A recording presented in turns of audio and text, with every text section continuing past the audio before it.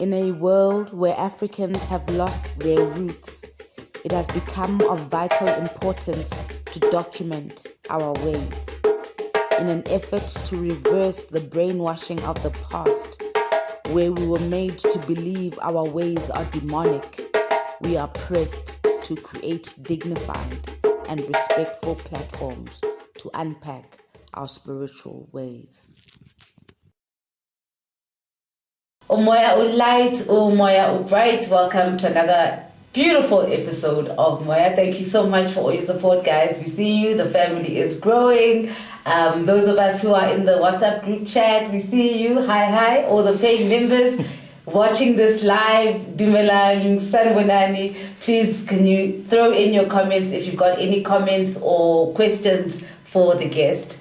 It's such a privilege today. So excited. We've got our Deputy African in the country. I didn't expect that.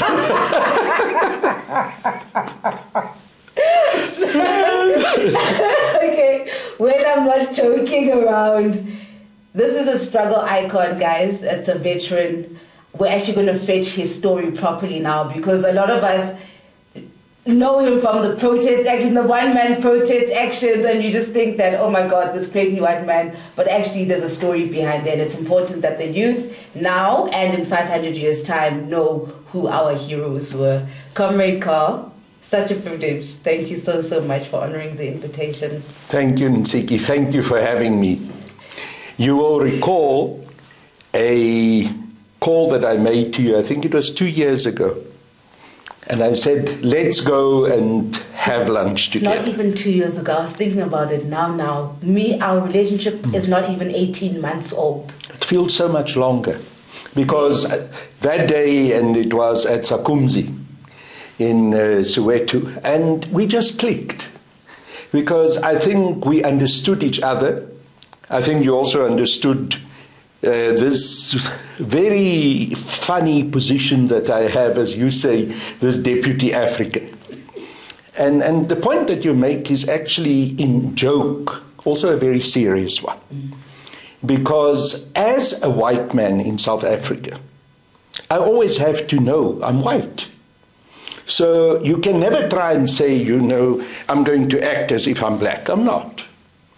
So my position is always one where I have to straddle, on the one hand, the fact of my whiteness, but also the fact that I'm very deeply opposed to what I would call the whiteness of what we see today, again in South Africa, as we've seen it for centuries in South Africa, because what we are experiencing today, and 2 days, or was it 3 days ago, you and I had lunch together in Melville.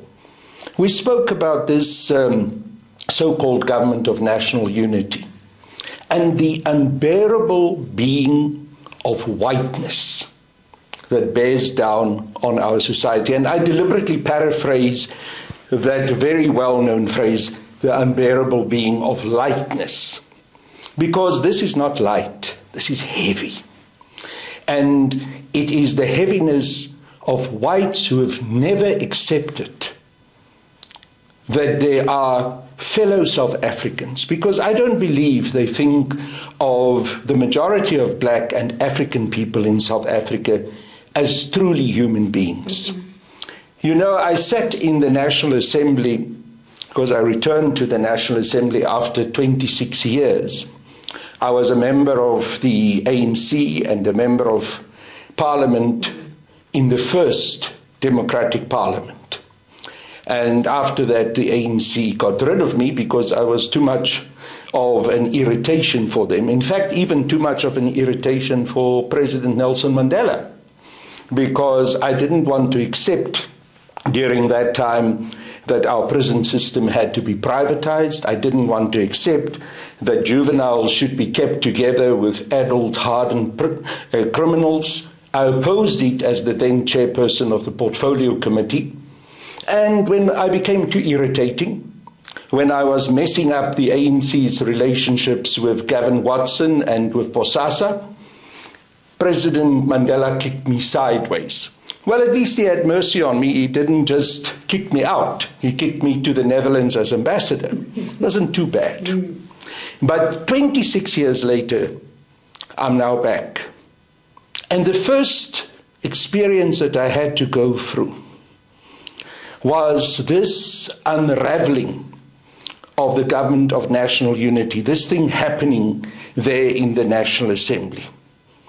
And ANC members of other parties standing up to vote for a white madam, and I underline madam, Deputy Speaker. You know, it was such a constraint on my chest when we went through that. And to watch Cyril Ramaphosa grinning like a Cheshire cat, seeing this happening. Because evidently for him, this is the ultimate achievement of all the objectives that he had, with which he parachuted himself with the help of white monopoly capitalism, with the Menels and the Oppenheimers, into the African National Congress, the way he endeared himself to President Nelson Mandela through those white capitalist friends that President Mandela had. So there I was sitting, watching this aberration taking place. A white madam being elected as Deputy Speaker of our National Assembly. And, you know, if you look at her conduct since, I read an article that was published in the Report last Sunday, where she was interviewed by one of the big Afrikaner journalist propagandists, Hanlie Retief. And she starts this interview by saying, Julius, jy moet pas op. Jy beter luister na wat ek sê. Ek het ys in my are. I'm giving you the first paragraph of that article. White supremacism on steroids. I did write a rebuttal of that interview because I thought it was too much. And I hope that we have cajoled Rapport strongly enough through the media department of the Economic Freedom Fighters that they will publish that rebuttal on Sunday. Because, you know, Noam Chomsky says the words you use generate a particular emotion, a particular feeling. It's not just words. Yeah. When you say as an Afrikaans speaker, jy moet beter luister na my, jy moet pas op, and you add to that the word young, boy, then you must know this is racism. Racism which is underlying the words that are being used. You know, many, many years ago, and you talked about my history, I started questioning apartheid when I was 16 years old. I was still at school. My own Afrikaner background is one of a very conservative Afrikaans home in the old Western Transvaal, which is now the Northwest Province, born in a little town called Zeerust. My parents were very conservative, lower middle class, working class Afrikaners. And I started questioning apartheid when I went for the first time to Soweto, actually not far from where you and I met. Mm-hmm. And I went to one of the hostels there, and the conditions... How did you end up there? How would a 16-year-old from Zeerust, Afrikaans boy, end up in Soweto? I went to Soweto as part of what was the mission group. Now, that in itself is already full of problems, because it were these white, little young missionaries going to bring the gospel to the blacks. And I deliberately used that word, the blacks. Because, by the way, that is also a word that was used by Madam Deputy Speaker, the blacks. So, to go back to that time, I then visited a hostel there. And as we were in the hostel, and I was absolutely shocked by the squalor, the terrible conditions, there was an old man, when he saw these young whites coming in, he was sitting on a on a tin, and he jumped up and he presented the tin to me to sit on. He could have been my father, he could have been my grandfather. And this disturbed me terribly, because for me this was something so wrong, and I could see a whole relationship here that was not defined by age, not defined by respect for an older person, but defined by race. And here we come back to that, the horrible weight of whiteness. So that whiteness gave me that tin, and it shocked me. It disturbed me. You know, if I must think back about a seminal moment, perhaps for many people it would have meant nothing. Perhaps for many people they wouldn't even have registered that something was wrong. But that was the moment that I realized apartheid can't be. And I started fighting it. At that moment when that man presented that paraffin tin to me to sit on. So yes, that was the background where I came from when I started questioning what is apartheid. It was historically quite soon before the 16th of June 1976 happened. When the 16th of June happened, I asked in my class, in my history class, in my totally Afrikaans school in Witpoortjie in Krugersdorp, I said, but aren't the black students who are protesting right? You can imagine the response I got from my teacher and from my fellow students. I was almost expelled. My parents were called in, the headmaster was ready to expel me from the school, because that time it was accompanied with the older boys in the school being given guns, .22, not very big guns, but it was called .22 guns. And we had to patrol the perimeter of the school in case these blacks from Soweto would come there and attack the school. We must be ready to shoot. And I refused. I said, I don't want to touch that gun. I'm not going to patrol this perimeter of the school. They gave kids guns. They gave kids guns because in the schools there was this process of training young boys to become so-called men. So there was people who were being trained how to shoot. It was sogenaamde voorbereiding, also preparing people to go to the army. So in those days it was standard that the kids in the higher classes of school, grade 11 and grade 12, the boys, will go for shooting training and will be issued with guns. So I refused. But I'm telling you a long story to come to the point that I really wanted to make. So during that same time, I was once on the farm of my mother's oldest brother, Mr. Arlo. And I remember I walked into the house and there was this terrible screaming in the backyard of someone pleading, crying. And I could hear the blows of a sjambok. So I ran to the backyard and I found a young black farm worker literally crawling in the dust.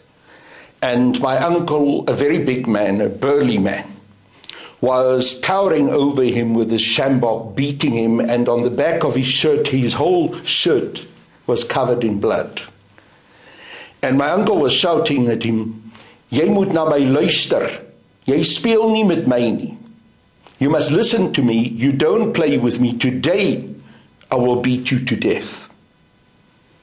So I jumped in front of him. I said, "Stop this." He threatened to beat me up too. He was absolutely outraged that I had the preparedness or the guts to do so. But of course, the racism in his own brain prevented him from beating up a white fellow family member. So he didn't, and the beating stopped. But why do I tell you this? Because those words were the words that the Deputy Speaker was using in an interview. So the two images for me became one. And I literally could see this Dr. Lothric standing with a sjambok, telling my leader in my party, my Commander-in-Chief Julius Malema, I'm going to beat you up. Jy moenie met my speel nie. You mustn't play with me.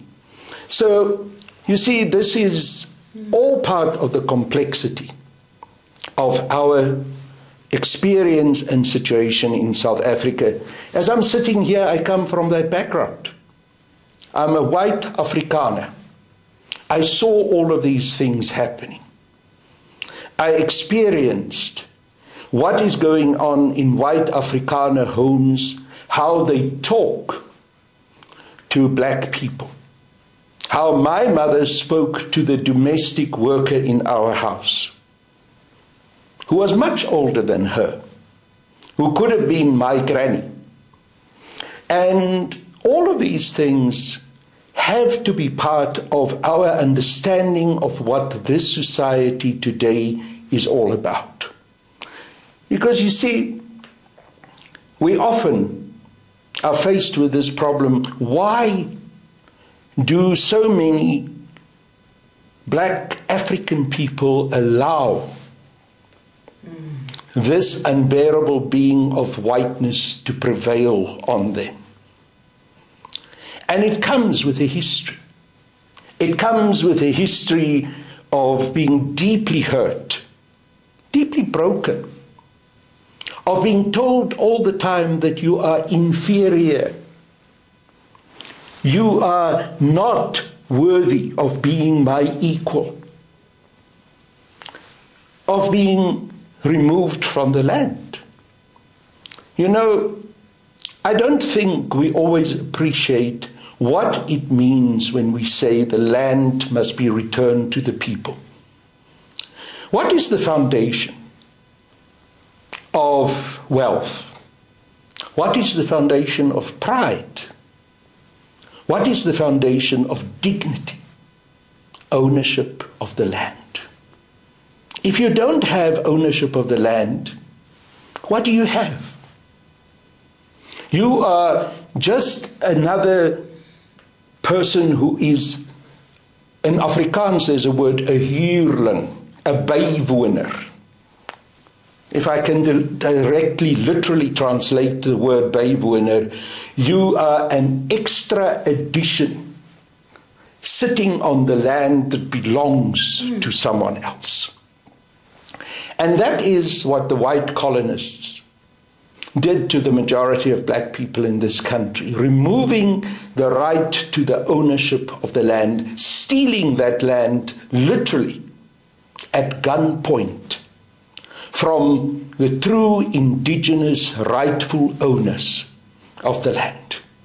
So yes, it is about economy. It is about economic empowerment, but it is as much about dignity, about personal empowerment, about being a full human being. And that is the challenge that we are faced with in South Africa. So when a party such as the Economic Freedom Fighters says, we want the return of the land, it doesn't just talk economics. It talks about the whole history of South Africa and the full dignity of black African people in this country.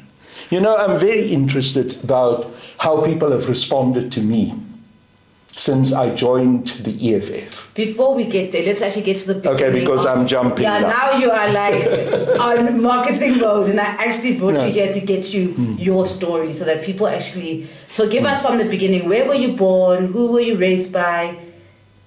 You know, all of that, because that's going to build who the person is. Okay, but I want to come back to that point that I wanted to make, but I'll do it a bit later, because it is not marketing. It actually deals with a very deep fundamental truth about South Africa.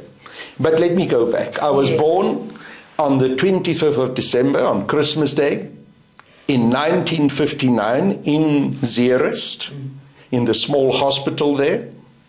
My parents were Margrieta Arlo. That was my mum's maiden name. And my dad was Carl Niehaus. They both grew up in the Groot Marico. And Groot Marico is an interesting place. I'm sure if you've read any of the books of Herman Charles Bosman, who is someone who wrote about that very conservative but very interesting part of our South African nation. So I grew up there for my first 13 years of my life. I was there, so I did my whole primary school in the Groot Marico in Zeerust. So are there black people around you, or it's just white people? Well, the town itself was white. Ne? Okay. But of course, like everywhere in South Africa, black people were everywhere. Black people were working in the garden. There was the domestic worker in the kitchen, in the house. Black people were there, but they were also not there. Because at 9 o'clock at night in Zeerust, there was a siren that went off. And after 9, no black person was allowed to be in the white town. They had to be in the township. Any black person who was then found on the streets of this little white town, Zeerust, was arrested, mercilessly beaten up by the white police and thrown into the police holding cells. So this is the kind of town that I grew up in. And you know, it may sound shocking, but the fact of the matter is this was going on not just in Zeerust. It was going on right throughout South Africa.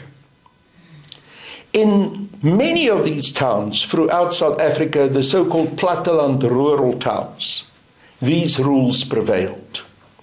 And that is how the black population were treated, abused, and used for labor, but not acknowledged as human beings. So that's where I grew up. At the age of 13, my dad was transferred because he worked on the railways. He was a fitter and turner on the railways. My dad was transferred from Zeerust to Johannesburg to Braamfontein, where he then continued to work as a railway employee. I always say that we were an example of what the Afrikaner National Party did for white working class Afrikaners. They took care of them. They made sure that they get jobs. They made sure that there were houses built for them. The railway workers in Zeerust all had very proper face brick houses where they lived in. They hardly paid anything for it. They had proper medical care. They received a reasonable salary. Of course, this was all for whites. The black railway workers were living in dire poverty. They never got these free houses. They were never given the kind of provisions for medical treatment and medical aid and all of those things. This was only for the poor Afrikaner whites who had to be uplifted. And this is what the National Party did in using the state-owned enterprises, Transnet, which was then called the Suid-Afrikaanse Spoorweë, South African Railways, ISCO. All these state-owned enterprises, Eskom, specifically took care of the low, middle-class, poor Afrikaner and gave them jobs, gave them sheltered employment because there was no challenge to them from the majority of black South Africans. Remember, there was this thing called job reservation. My dad was a fitter and turner in the railway. No black person was allowed to be a fitter and turner in the railway. Only whites could be fitters and turners. no black person was allowed to have a whole set of jobs in all these different state-owned enterprises. Only the menial, only the worst jobs were reserved for black people. Only the worst pay was reserved for black people. But yes, the National Party used these state-owned enterprises to uplift the Afrikaner poor. And remember, there was a broad group of very poor Afrikaners when the National Party became the government of South Africa in 1948. And they voted for the National Party because the National Party promised to them, we're going to do these things. We're going to implement the policy of apartheid. Remember, it was since 1948 that the racism which has been prevalent in South Africa for centuries was then formally described as apartheid.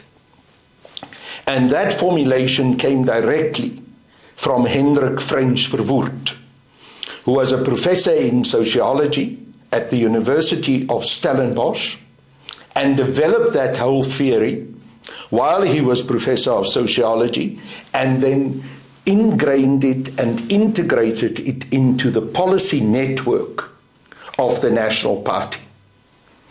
So that's why the working class Afrikaners voted in their numbers for the National Party in 1948 and how they came into power. Now, of course, racism existed long before 1948 in South Africa. It existed from the moment that Jan van Riebeeck arrived on the 16th of April 1652 in South Africa.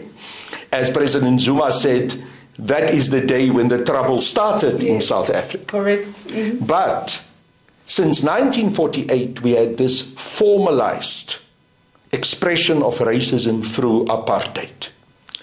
Now, I have an issue about how, and I'm jumping around, but I hope you allow me. We are here. I have an issue about how the African National Congress dealt with state-owned enterprises since 1994.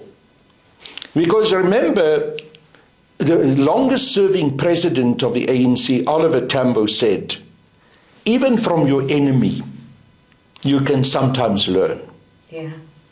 And the ANC should have learned from the National Party how state-owned enterprises were used to uplift a very poor part of the population.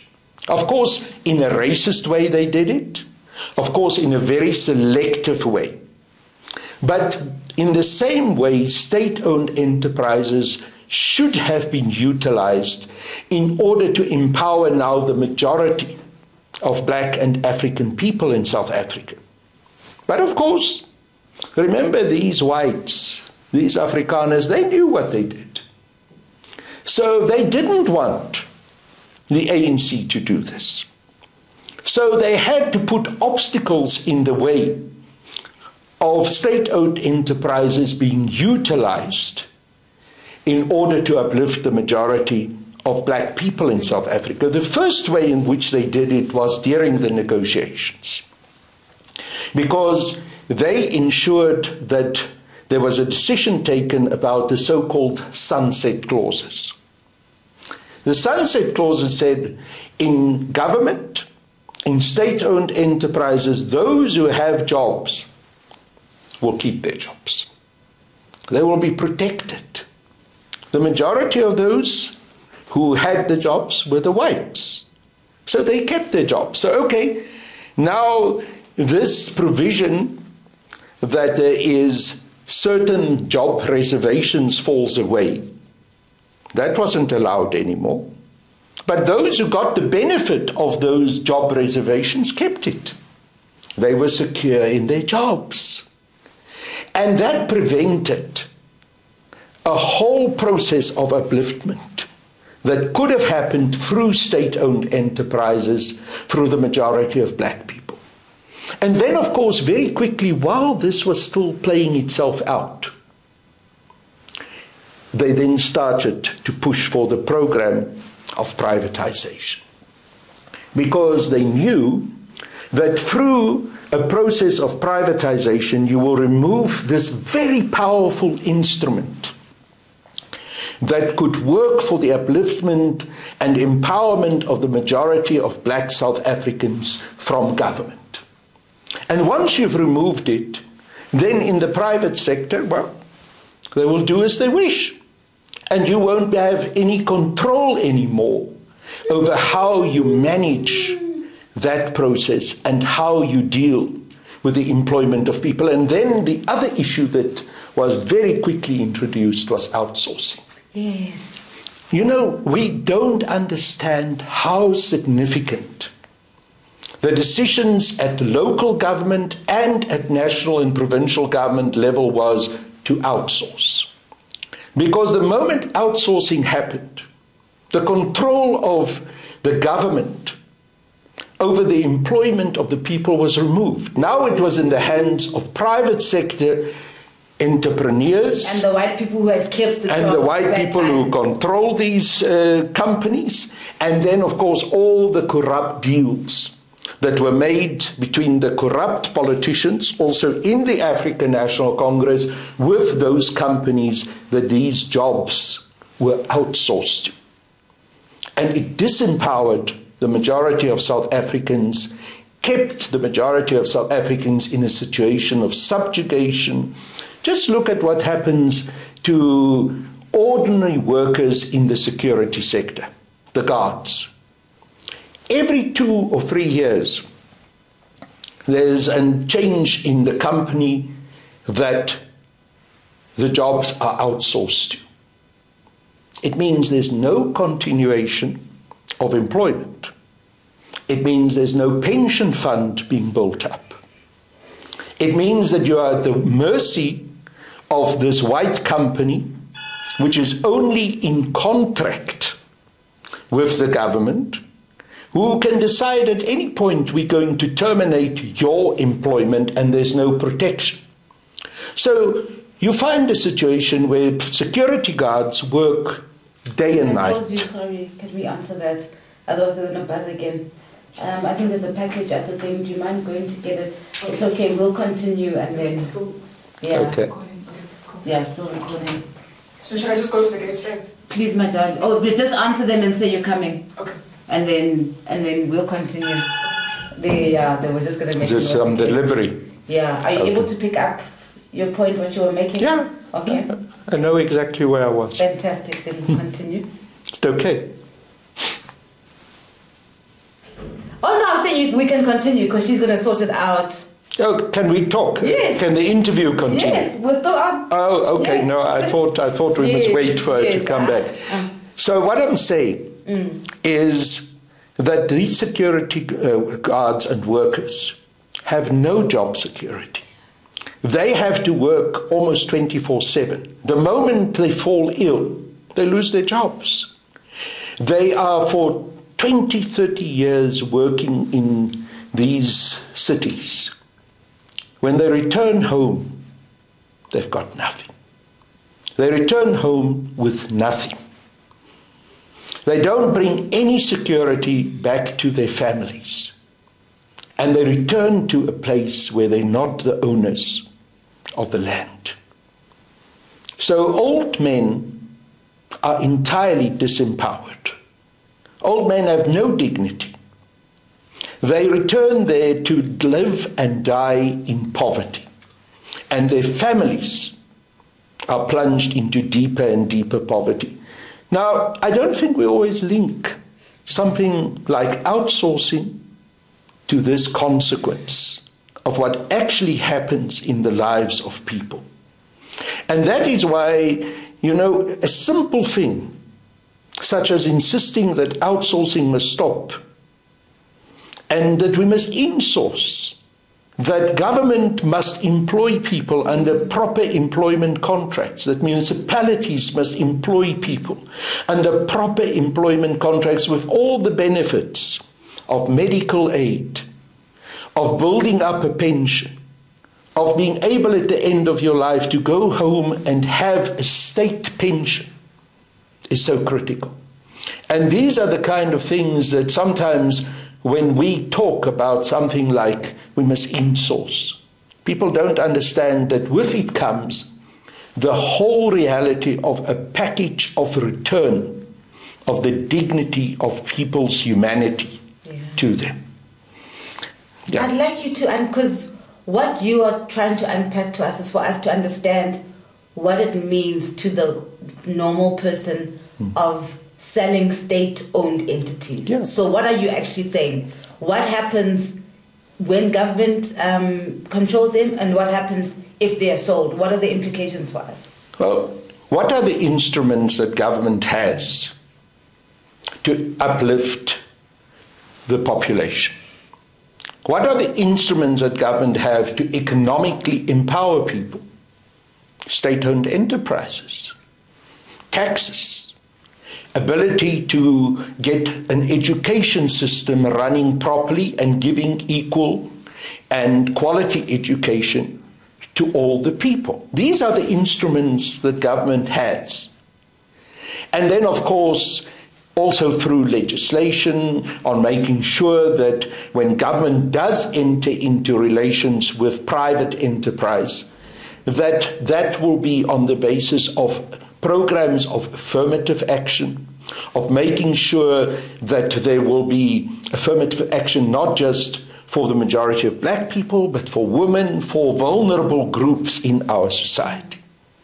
So if you remove those instruments, you take them away, you privatize them, you make sure that government no longer has these instruments of power, which the old National Party, as I said to you earlier, understood very well that they needed it to uplift in a very racist way the white Afrikaner poor.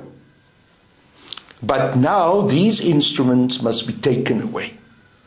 That is why in the State of the Nation speech, not the last one, the one before, where Cyril Ramaphosa said, no, but government doesn't have the duty to create jobs. Government is just there to be a facilitator, to be an enabler.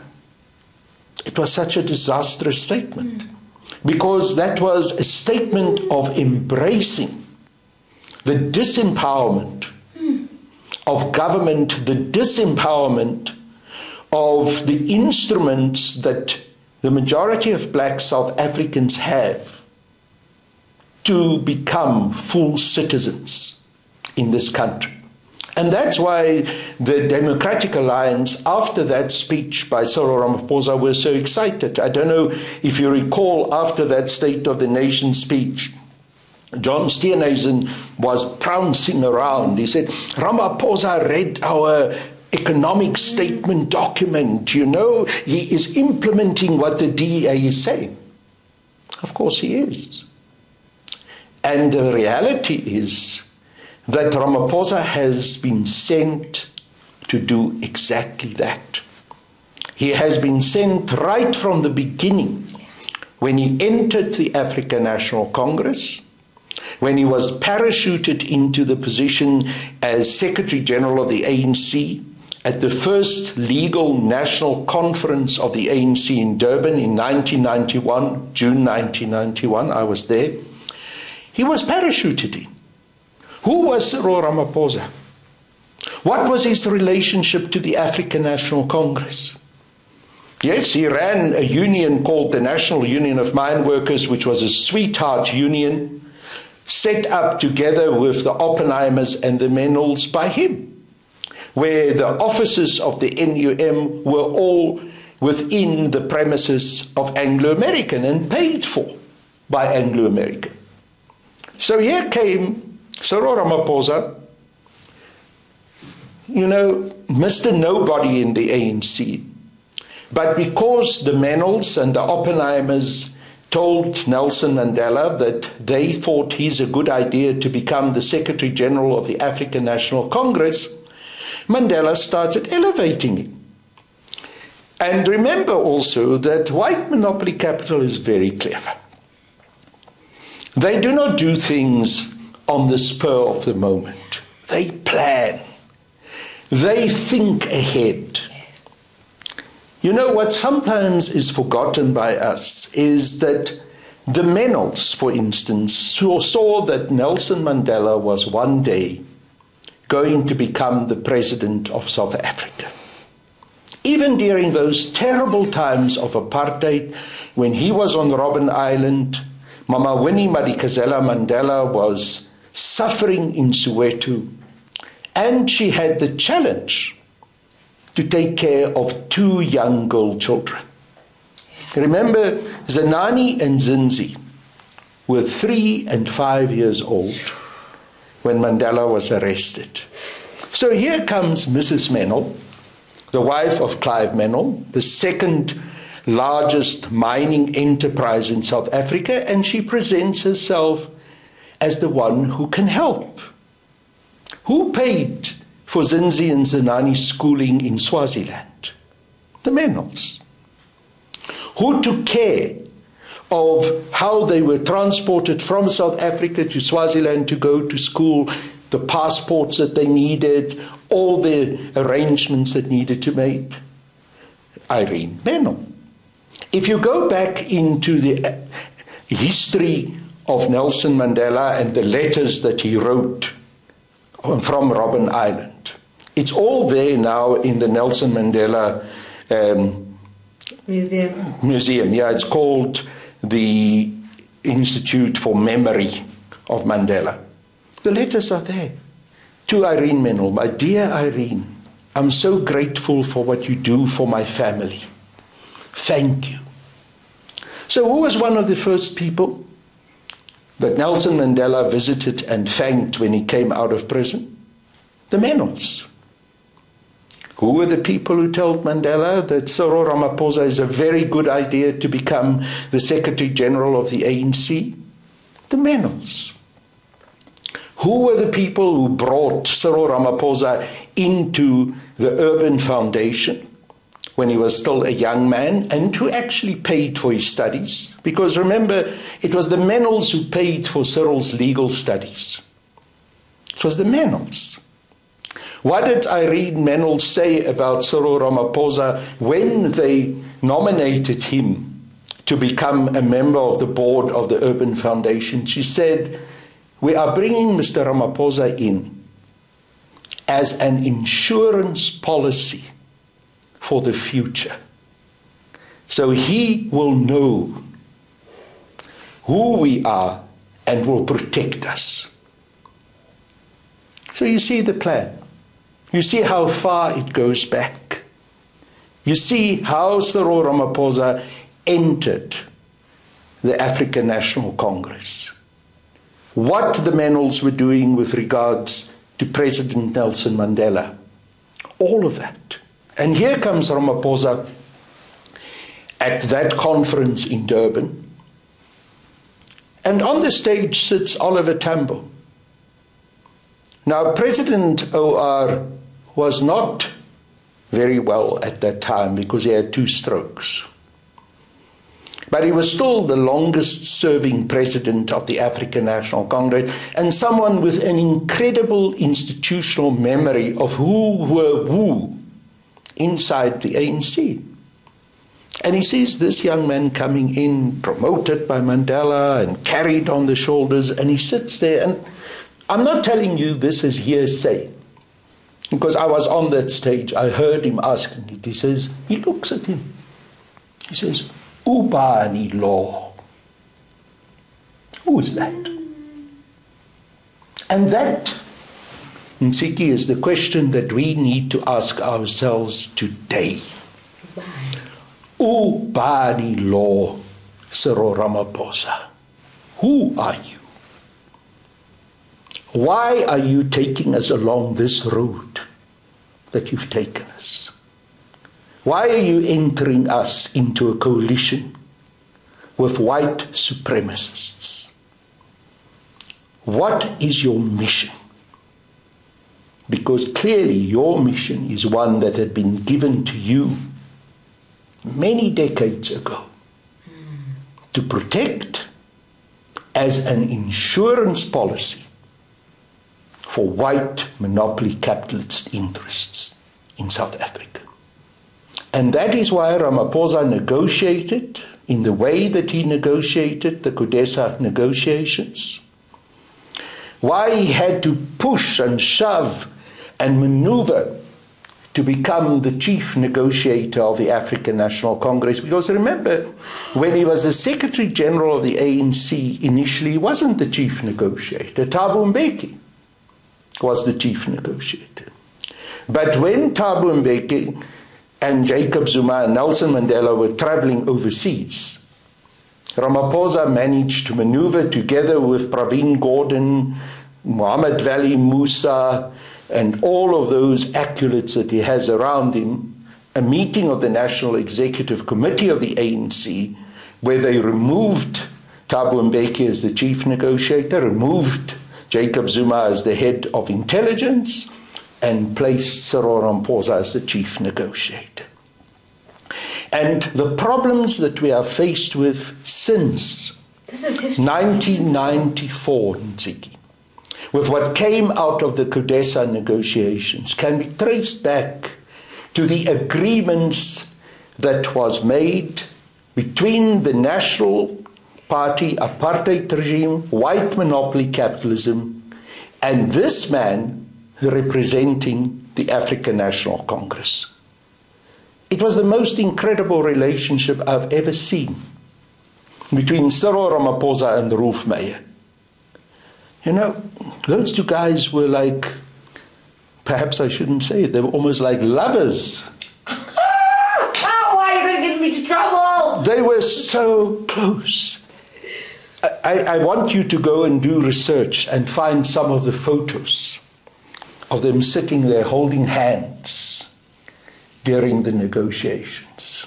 There was a front page photo in Time magazine of Cyril and Rolf sitting like this, holding hands. The deals that were presented at the plenary sessions of CODESA were all negotiated beforehand. They all happened behind the scenes.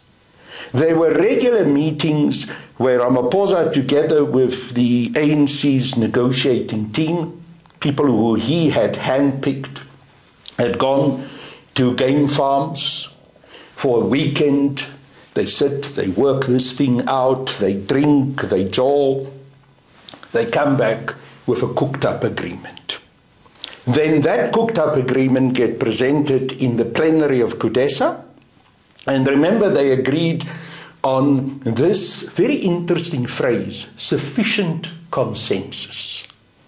So if there's sufficient consensus for an agreement that they table at the plenary of CODESA, it goes through. And what was sufficient consensus? The ANC and the National Party agree, because they're the big bulls in the crop. Then whoever else doesn't like it or doesn't want to go ahead are just shoved to the side. GNU. So sufficient consensus. And today, and I'm glad you make that connection because it's actually a very good one. Remember this agreement that had now been signed between the ANC and the DA under the supervision of Madam Helen Zille. Remember what she told Fikile Mbalula. She said, you mustn't talk about you can do what you want. Go and look at, I can't remember the number of the clause. Go and look at that clause. We have an agreement on sufficient consensus. And that sufficient consensus includes that at least 60% of those who are part of this so-called GNU, and I deliberately call it GNU because it's like a hybrid animal. This so-called GNU, 60% of those who have those seats in the National Assembly must agree before a decision can go through. Now, I'm afraid Fikile Mbalula, as my President Julius Malema says, he's a bit of a slow thinker. He didn't read. He didn't make the connection of what he actually signed. But the reality now is that a 20% party is able to control this whole GNU in the same way that the old minority, white, racist, apartheid National Party were able to control the process that led to the interim and eventually the final constitution that were negotiated at Codesa. So, as the old saying goes, the more things change, the more they stay the same. So the same approach, the same principles are now applied to this grand coalition History repeats. between the DA and the African National Congress. And the same man who presided over that process during the negotiations of 1992, 93, 94, Cyril Ramaphosa, is today presiding over them. And who is his special advisor? Has been formally appointed by him as his special advisor in the union buildings, Rolf Meyer. The same man that was the chief negotiator for the old National Party is today Cyril's special advisor in government. So this access continues. You should have looked at the interviews that Rolf Meyer gave during the last weekend. Full-page interviews. Go and look at the Sunday Times. Full-page interview. Report, full-page interview. Finally, we are reaching our objectives. And he reminds the reader of what F.W. de Klerk said during the last time that he attended the State of the Nation address in Parliament, when Zizi Kotwa, remember, was defending de Klerk and said, no, Mr. de Klerk is here and he's going nowhere. There's a very short but interesting interview with de Klerk as he walked out of the National Assembly. They say to him, Mr. de Klerk, how do you see South Africa? He says, I can see South Africa being much better than before, as long as Mr. Ramaphosa keeps his promises. And Cyril is keeping his promises. He's delivering. If there's one man who is delivering for white monopoly capitalism in this country, it is Cyril Ramaphosa. In fact, white monopoly capital should engrave in gold on the door of the presidency of South Africa, Mr. Delivery. Because that is what he's doing. And he's destroying our country. Anyhow. I want to go back to your student activism days, because now we were up to you and your teenage years and you having that moment when they gave you that can to sit on. So then it obviously thrusts you into student activism. So can you give us a picture of... Look, after school, after they almost kicked me out of school when I refused to accept what they had to say about the June 16, 1976 uprisings, I went to what was then called the Rand Afrikaans University, RAU. Today it is known as University of Johannesburg. Now, it's very important that we understand the history of the Rand Afrikaans University.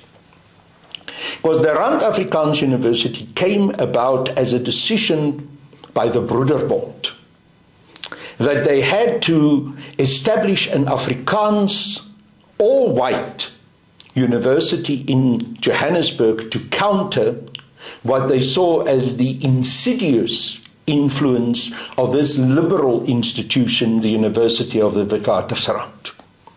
Because remember, up to that point, there was no other Afrikaans university in Johannesburg. The closest was the University of Pretoria.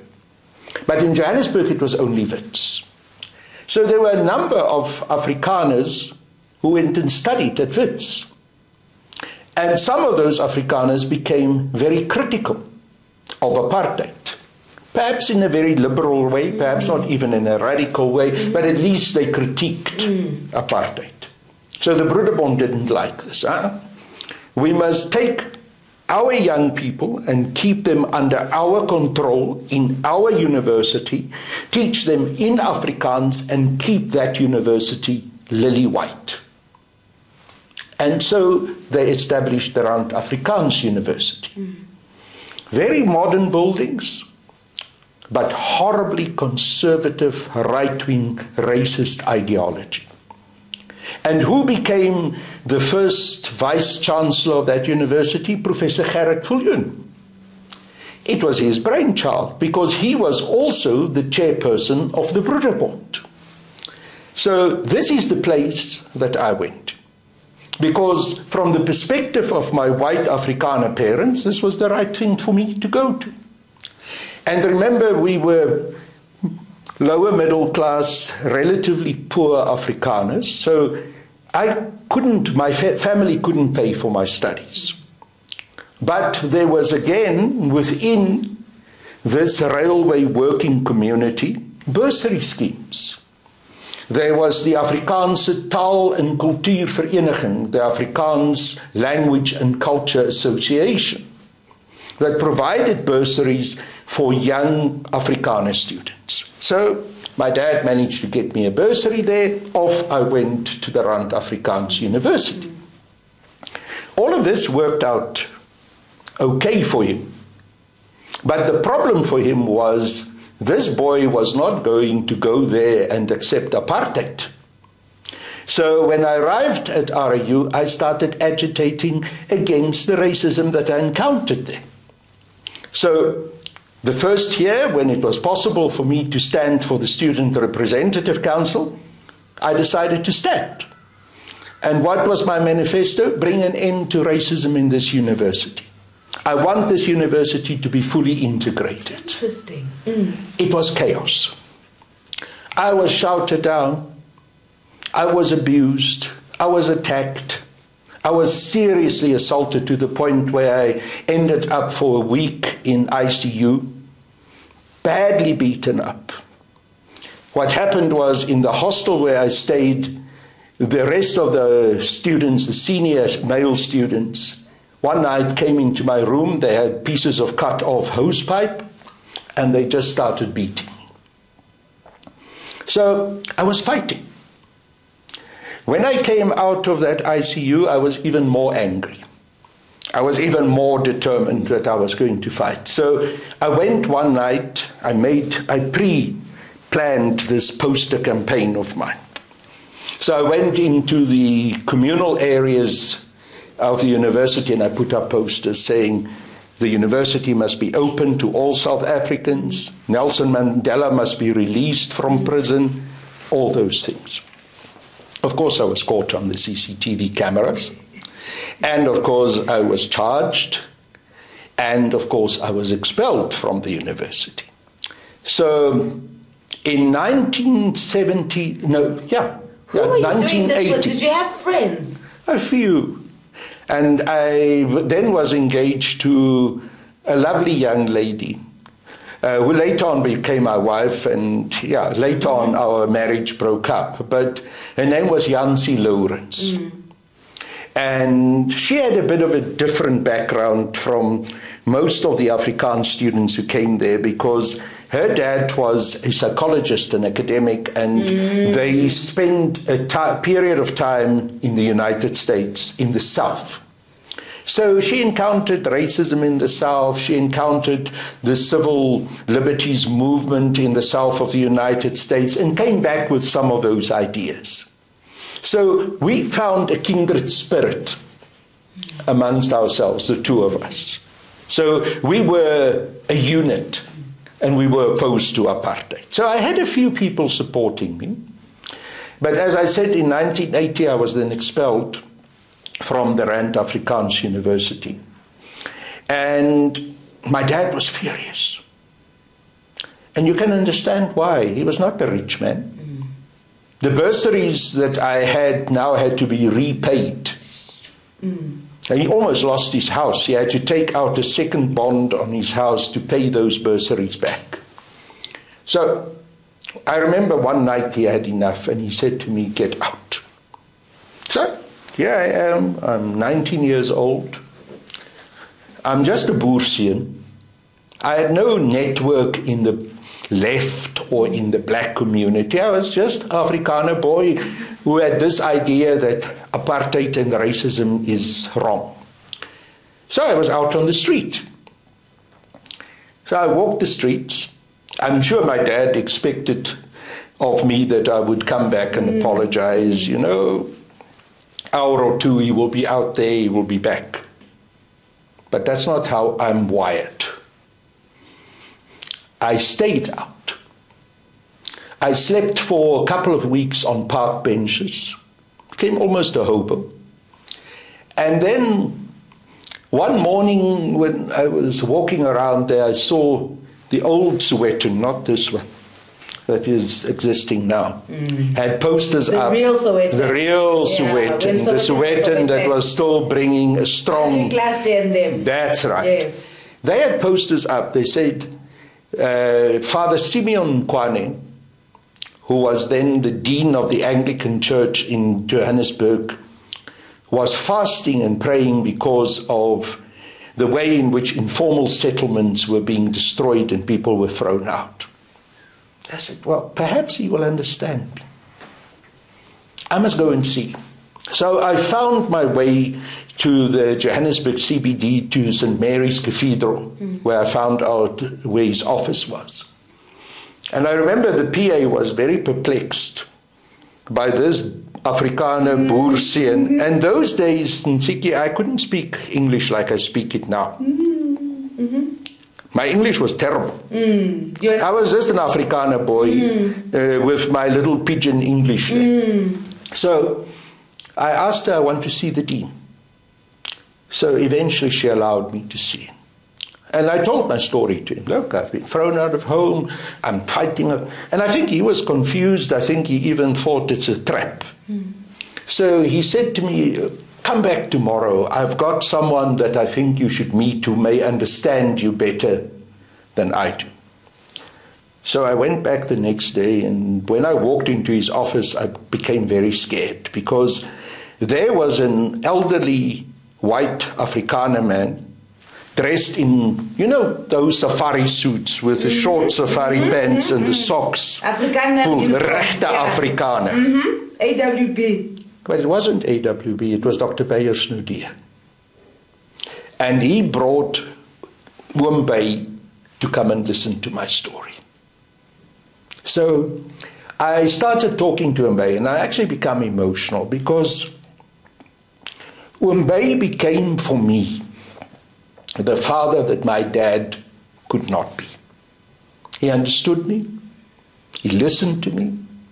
He gave me an opportunity to speak my mind. He understood the pain where I came from. He understood the alienation I was feeling. So he embraced himself over me. Gave me an opportunity to again belong to a church, because something I didn't mention to you, which is actually quite significant, is that same time when I was 16 years old, I was now to be accepted as an adult into the white Dutch Reformed Church. So you go through a process which is called catechese, which is that you are being taken through all the teachings of the church. It's initiation in the church. And I started questioning. I said, no, but I don't like what you guys are saying. I don't accept this philosophy of apartheid. I don't believe that the Afrikaners, similar to the so-called Jewish people of Abraham and Jacob, etc., are privileged or a specially selected nation by God. So I was never fully accepted into that church. I refused. So when I met Bey then gave me a chance to join what was then known as the Dutch Reformed Church in Africa. Okay. Because, you know, the Dutch Reformed Church was a strange structure. It integrated apartheid into its structures. It had a white church, which was the main church. It had the Dutch Reformed Church in Africa, which was for Africans, specifically. To brainwash. Then it had the Dutch Reformed Church called the Dutch Reformed Church, which was for Indians. And then there was what they called die Zendingskerk, the Mission Church, which was for colours. So Moya left also the Dutch Reformed Church, the white church. In fact, he was expelled from the church because of his opposition to apartheid. So at the time when I met him, he was now an assistant pastor in the Dutch Reformed Church in Africa, in Alexandra, together with the Reverend Sam Booty. Okay. So Moya said, come here. So I went there. Remember now, I'm out of home, I'm unemployed, I'm actually homeless. I'm needing a job, I need a place. So Moya arranged for me to go and work in a community project that the Dutch Reformed Church in Alex had in Alexandra, which was an upholstery factory. So for the next 2 years, I made upholstery. I made furniture. I worked every day in Alexandra and made that furniture. So I always say to people, I know how to make a couch. And when it's a proper couch, I understand. And it's not, I also know. But at the same time, I became a member of the church council, a deacon in the church. Every Sunday I would go there. Every Sunday in Ntsiki I get arrested. Because as you enter, Alex, those days you needed to have a permit as a white person to enter a black township. So as I enter, the police are there. They arrest me, take me off to Bramley police station, put me in the police cells. If I managed to get past them, because later on I became clever, I sneaked on the side roads, they come and find me in the church. Or they wait outside the church. When I come out, they arrest me. So every Sunday, Moya would come and bail me out of Bramley police station because of this. Now, people may say to me, but you were pig-headed. Why didn't you just apply for a permit? I refused, because why must I apply for a permit to go to church with my fellow South Africans? I will not apply for such a permit, because that is acknowledgement of the racist system that imposes those permits. So that was my history. I was in and out of those police cells every time that I go to church. I worked in that upholstery factory. And then in 1979, now I was already there in the church busy. I decided, no, but I must do more. I must fight apartheid properly. So I went to Moya and said, look, I think I must join the ANC. And I thought Moya was going to be very shocked.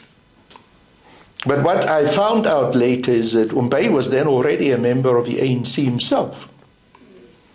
So he helped me to go to Botswana. I then met with several leaders and people of the ANC in Botswana. Among them was a very close friend of mine who died a year or so ago, Billy Matsetla. In fact, Billy was the person who assisted me to fully join the ANC. But I also said, look, if I want to fight apartheid, I cannot just join the ANC. I must understand that this system is such a violent system, is so wrong, that it has to be fought with violence. So I decided I must also become a member of the ANC's armed wing in Kontu Isizwe. And after many discussions, it was agreed that I would join. But at the same time, the feeling was my role has to be one inside the country. Because I'm a white Afrikaner, etc., etc., I can better work inside. So I'd left several times during that period that I joined for crash courses, learning how to shoot an AK-47, how to prime a limpet mine, how to do dead letterboxes, how to check if someone is following you. Very rudimentary stuff. I can't tell you that I was well trained. Most of us were not. I don't even think the people who were training me were well trained, but we were putting it together, you know, in the best way that we could. So I was back in the country, now working in the underground, mainly in Alexandra. And it's interesting because during that time that I was involved in Alexandra, I was very involved with people who are today very prominent in the African National Congress. For instance, the Deputy President of South Africa and of the ANC, Paul Mashatile. When I first met Paul Mashatile, who was doing his grade 12 matric, and I assisted Paul on Saturday afternoon classes with English, with maths. We were, you know, going through after school education programs and so on, and I tried to help. It was me who recruited Paul to the ANC. Among the other people that were recruited to the ANC by myself was also Obed Bapela, Connie Bapela, who was Obed's wife, who had sadly passed on, and a young man that was really my closest friend and someone who I still feel very close to, Vincent Shabalala.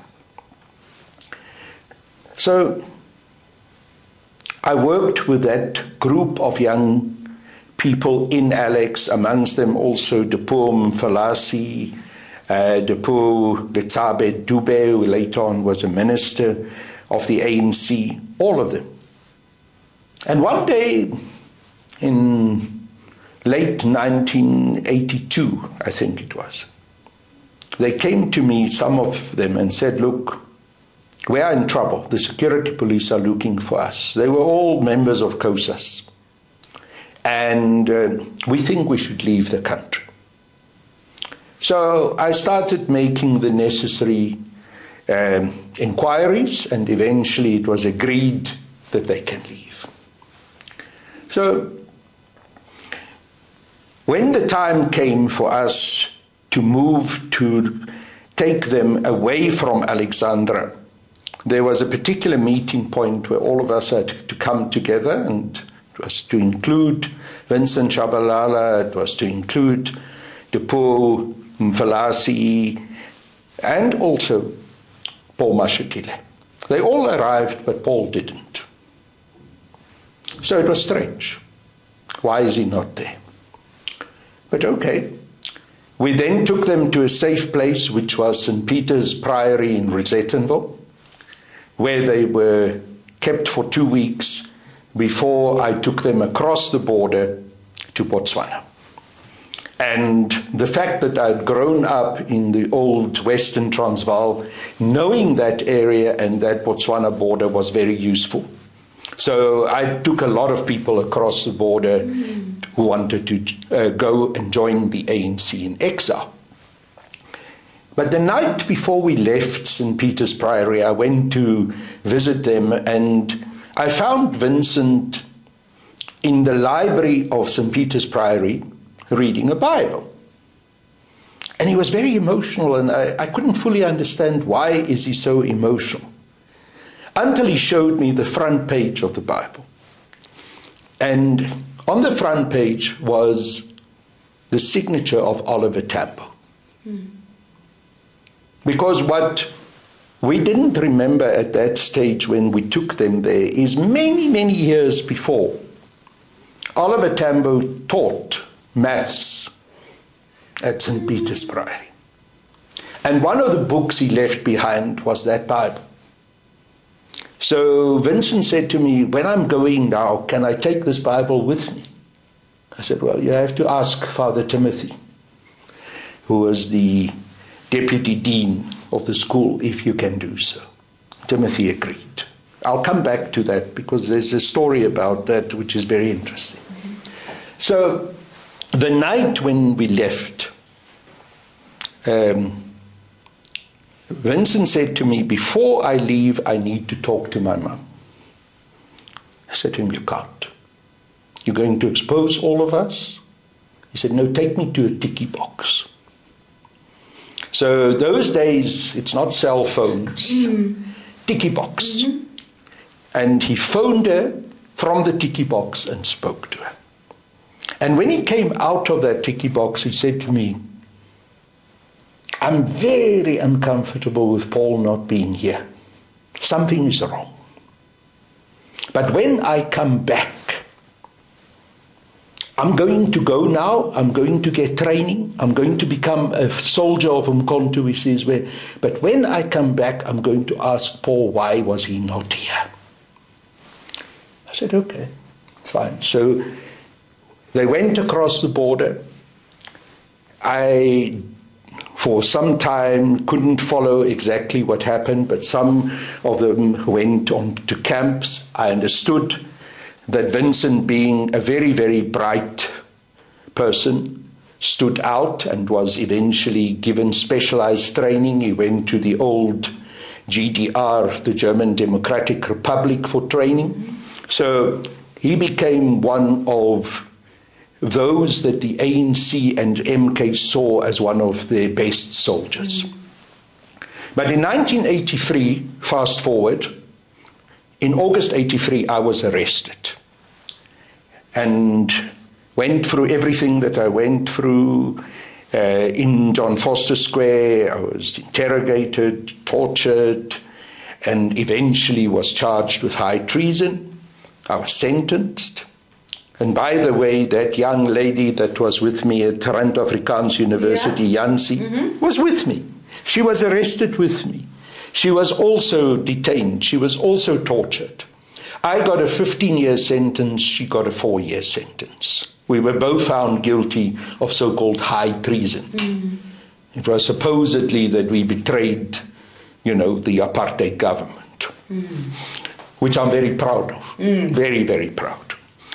But why I'm rushing through this, and we can return to it, is because I want to bring you to a point after I've been sentenced, that a year into my sentence, when I'm now at Pretoria Maximum Prison, we were allowed to listen once a day to a very short and censored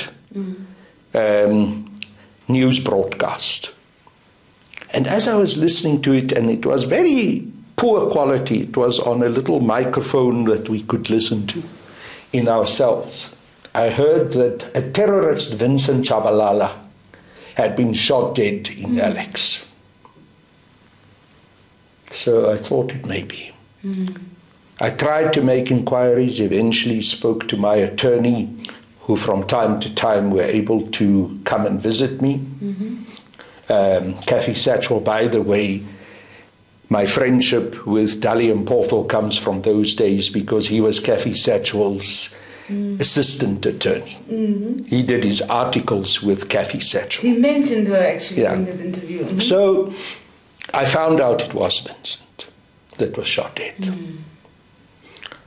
So when I came out of prison, I started making inquiries. And I found out that when Vincent came back, he went back to Alex, set up a safe house in Alex. And one of the first things he did was he made contact with Paul Mashatile. And he met with Paul Mashatile. And 2 hours after he had that meeting, he was shot dead. The police came to the safe house. Now, I'm not going to make any allegations. I'm just stating the facts. And please, we are not involved, guys. Please. No, I'm leaving it there. I'm leaving it there. But I think the important thing that I want to share with you is the kind of history that one went through. The kind of sacrifices that people made for our liberation. Vincent didn't need to go through all of that. But he made deliberate decisions and he fought for the liberation of our country. Many other people didn't need to go through the suffering that they went through, but they did so for the sake of the liberation of our country. This woman whose T-shirt, the face on my T-shirt today, Winnie Madikizela Mandela, made huge sacrifices, was maligned by Stratcom. Her name was besmirched by people such as Murphy Morobe and Cyril Ramaphosa, who were all part of the so-called Soweto Crisis Committee, who was set up to destroy her. But she continued until her last day to fight for our liberation. Who was in the crisis committee that was set up to destroy Mama? Remember, they said that she was out of control. That was the claim. That the things that she was doing was too radical.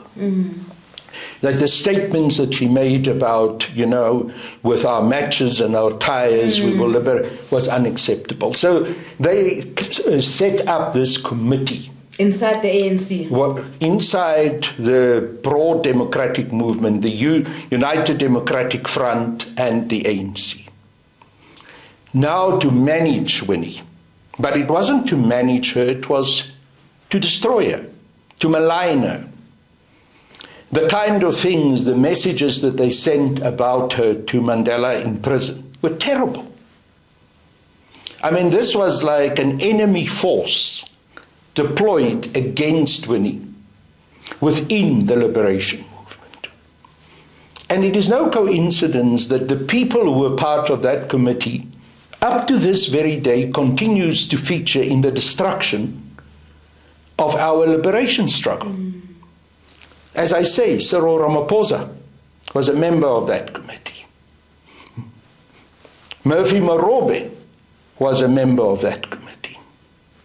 Pravin Gordhan was a member of that committee. And I can go on and on. Now, one of the people that I was closest to in the years of our liberation struggle was a remarkable woman with the name of Helen Joseph. I met Mama Helen quite soon after I met Wimbay. And Mama Helen was one of those people that just spoke her mind.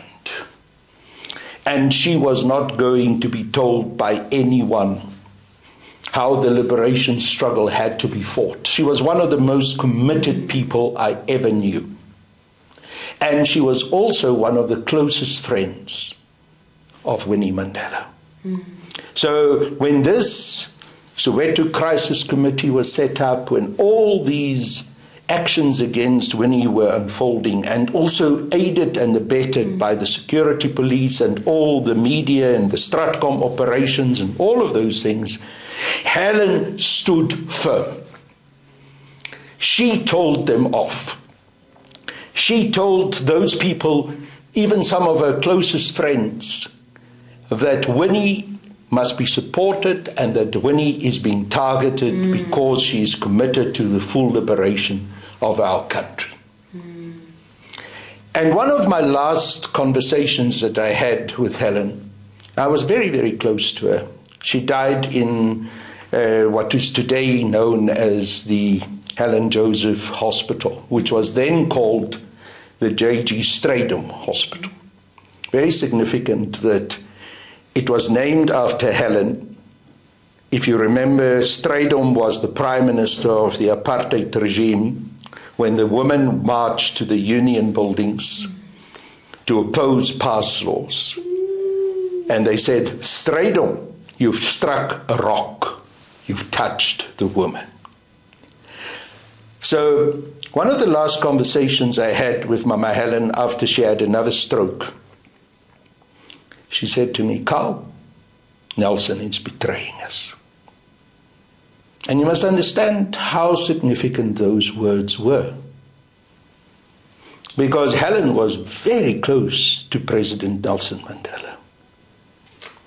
But she saw what was happening with the negotiations and where it was heading. And she was deeply disturbed by the way President Mandela allowed people like Murphy Morobe, like Cyril Ramaphosa, all of those people who were part of this Soweto Crisis Committee to influence him against Winnie Mandela. So I always remember those words of Mama Helen. And I was reminded of it again when an old friend of mine who is a photographer brought me a few months ago a photo of myself standing next to President Mandela in the St. Mary's Cathedral at the funeral. In fact, it was me, President Mandela, and President Tambo during the funeral of Mama Winnie and of Mama Helen. And I remember during the time of that service, it went through my head, you know, President Mandela has to be here. But if Helen was still alive, would she have wanted him to deliver this obituary? So that photo recalled that memory that I had. And these are the kind of challenges that have been going through the national liberation struggle all the time. So when we talk about the challenges that we faced in the national liberation struggle and in the African National Congress, we must never be myopic. We also must never be thinking in the short term. These problems have been there for many decades. And the selling out by some of the leaders of the African National Congress of the true liberation struggle of our people had been going on for a very, very long time. I bring you back to the statement that I've made earlier. White monopoly capitalism and imperialism are very clever. They are not short-term people. They're not fickle. They plan in the long term. So many of the leaders of the ANC had already been targeted and identified in exile. They were already being compromised in exile. We all know now, after the fact, that there were negotiations going on between Thabo Mbeki and a number of other leaders of the ANC long before President Mandela was released from prison. That those meetings were taking place in Lusaka. In 1985, there was a big gathering of all these big capitalist captains of industry in Lusaka. How they agreed that there will be no fundamental change to the economy, that the economy will remain structured as we know it today, and that those who are the owners of the means of production, Anglo-American, Anglo-Val, all the big companies, were not going to lose their assets. How at the same time, many of those decisions were followed up by follow-up meetings in London, in Geneva, in many other parts of Europe. How one of the closest relationships that developed between Thabo Mbeki and a certain Professor Willie Esterhuise, who was a professor of political philosophy at the University of Stellenbosch, but also a major NIS, National Intelligence Service operator. How they were talking to each other, how they were engaging about how this transition will be managed. You know, when Aziz Pahad passed on, the funeral was very interesting because there were two people who were main speakers there. The one was Thabo Mbeki. The other was Professor Willie Esterhuise. Professor Esterhuise is old and fragile now, so he linked up by Zoom to make his speech. And after he spoke, Thabo Mbeki stood up and spoke. And Mbeki spoke so warmly about the many evenings that he spent with Professor Esterhuise. how him and Aziz Pahad and Eso Pahad were meeting in many different parts of Europe to discuss the future of South Africa.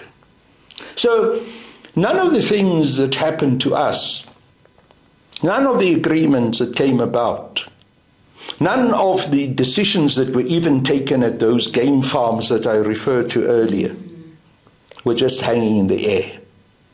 They came about by careful planning of all these people and ANC people who were in cahoots with members of the National Party and their representatives and white monopoly capitalism. This was an elite pact that the white capitalist elite in South Africa formed, forged with the black elite of the African National Congress. It was not about the empowerment of the majority of black and African people. It was about a place at the table to eat together with the white elite of this country. And what we see today in this government of national unity, this so-called government of national unity, is simply a continuation of securing their place at the table as the elites, white and black. White monopoly capitalism, black comprador capitalists, in order to continue to control this country and in order to continue the super exploitation of the majority of black and African people. So I think I'm going to have to call you for part 2, because I can feel that we're not even in the middle of the story. We're not, eh? Because there is, so please, we're inviting you for part 2 because we've been going now. But thank you. Thank you. I don't know if there's something you want to go back to, but the thing is that I want you to come back for part 2 so that we can now go into a journey with the ANC and then what happened with the ANC and then eventually at the EFFs. So now I think part 2 will be good because we did jump quite large parts. Sometimes it's even decades that we've jumped. But I think the line of thought that I tried to pull through all of this was that in our liberation struggle, we needed to be throughout clear about why we started. You know, I always said to myself, why did you join the ANC? I told you that Naudè helped me to join. But I joined when I listened to a radio interview on the Radio Freedom with President Tambo, when he said that economic freedom and racism dovetails. You cannot have a release from racism and leave the economy behind, because then you will never be released from racism either. And that is what drove me to join the ANC, that commitment for full liberation. And I keep on reminding myself, and I've said this so many times, so many people have heard me saying this, so it's not a new thing. I keep on reminding myself of those words of OR, because that is what kept on taking me back to the decisions that I've taken. You know, Ntsiki, it was not easy to fight the ANC. I'm a child of the ANC. I was 19 when I joined. I'm now 64. It was not easy to, inside the ANC, fight against the sellouts in the ANC. It was very vicious. Let's not go to my part 2. Okay. Thank you very now much. let me conclude by saying this. I stuck to my guns.